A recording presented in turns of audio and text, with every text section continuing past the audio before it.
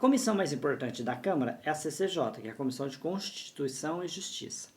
Então, dentre as análises, as atribuições dessa comissão, é analisar os projetos de lei, se eles são constitucionais antes de ir ao pleno. Porque isso evita, evidentemente, uma perca de energia, uma perca de trabalho muito grande. Então vamos imaginar que há um projeto de lei que ele é inconstitucional, totalmente inconstitucional. E se esse projeto passa por essa comissão, ele pode, evidentemente, ir ao pleno. Se o presidente ali da Câmara colocar em votação, ele vai ao pleno. Supondo que ele vá ao pleno, vamos supor que ele seja aprovado, que essa lei, esse projeto, essa PL seja aprovada.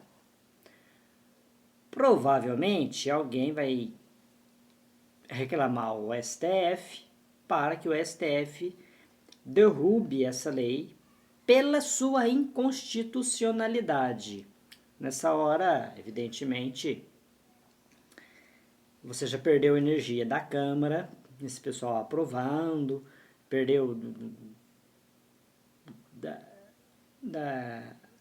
tem a questão do Senado também, né? Mas vamos supor que passe no Senado. Tudo bem, que o Senado barre ali, que não passe pelo Senado, que não chegue ao presidente, porque eu adiantei aqui os processos, né? Preciso deixar claro. Mesmo assim, já é uma perca de energia grande. Então tem esse filtro da CCJ para evitar essa perca de energia. A presidente da CCJ hoje é uma pessoa que trabalha em cima de uma ideologia. É claro que aqui a gente respeita a biografia, a formação dela, mas infelizmente a ideologia ela cega as pessoas. E alguém poderá, crítico meu, dizer, bom, e cega até você.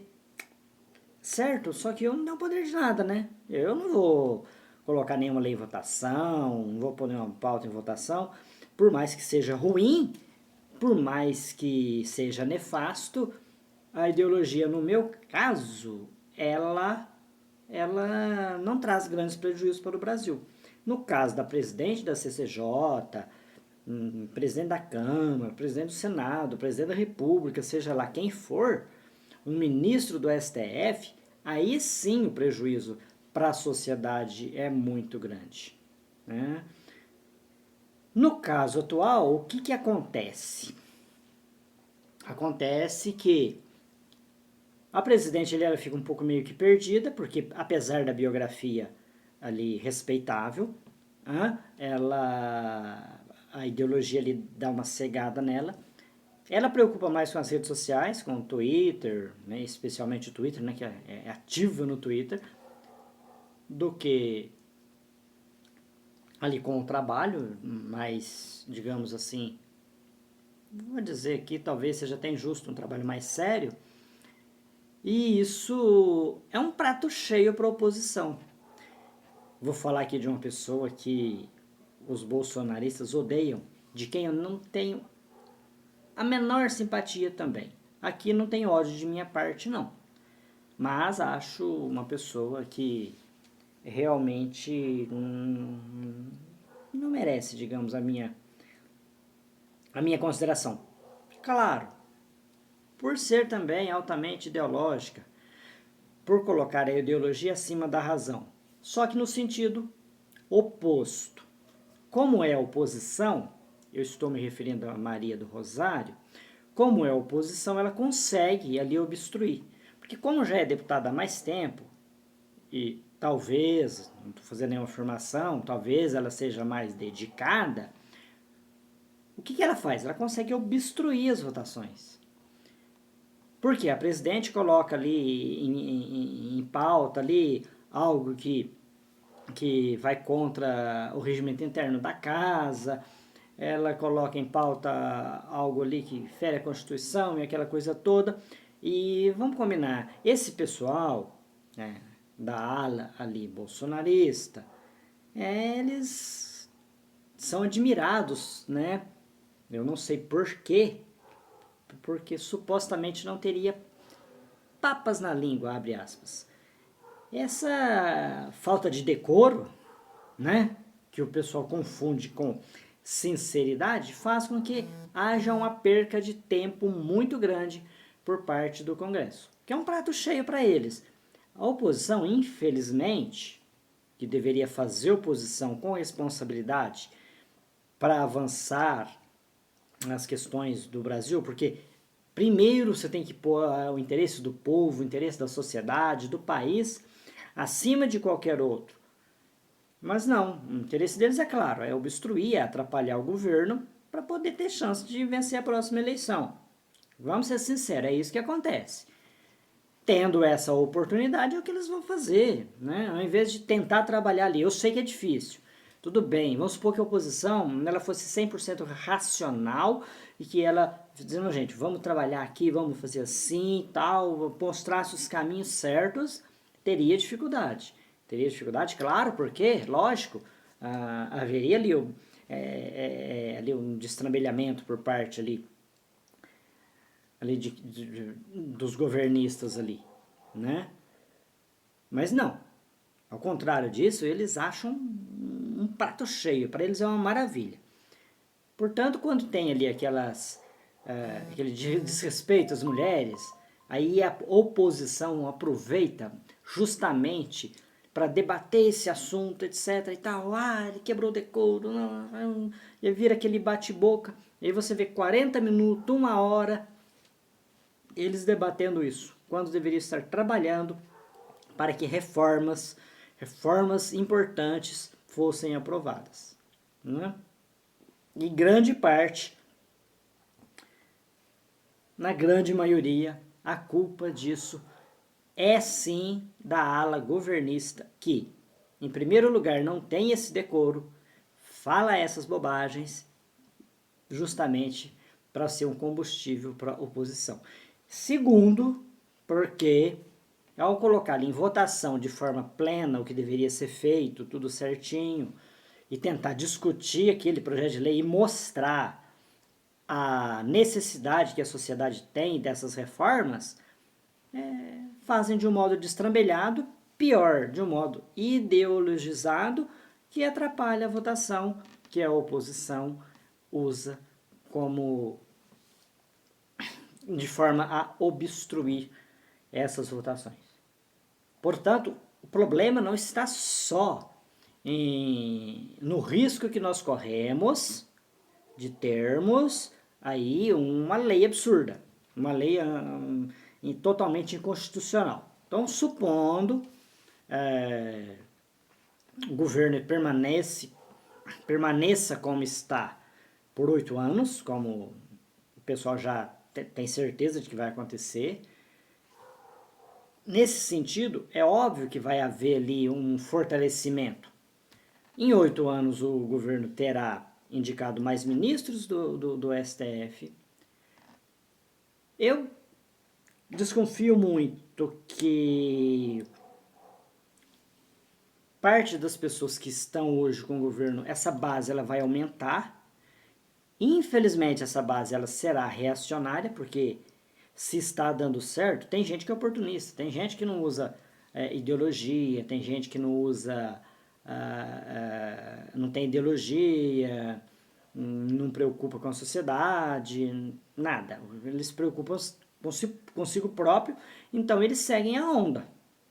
Eles vão na onda. Se está dando certo, entre aspas, eles vão seguindo. E isso pode fazer aí leis absurdas, né? Leis absurdas, totalmente inconstitucionais, por quê? Porque poderia passar pela CCJ. Eu não estou falando dessa, não. Estou falando de futuro, viu, gente? Vamos deixar claro agora que esse risco, talvez ele seja no futuro. Passe pela CCJ, passe pelo Senado, seja sancionado e ninguém reclame ao STF. Mesmo reclamando, o que vai acontecer?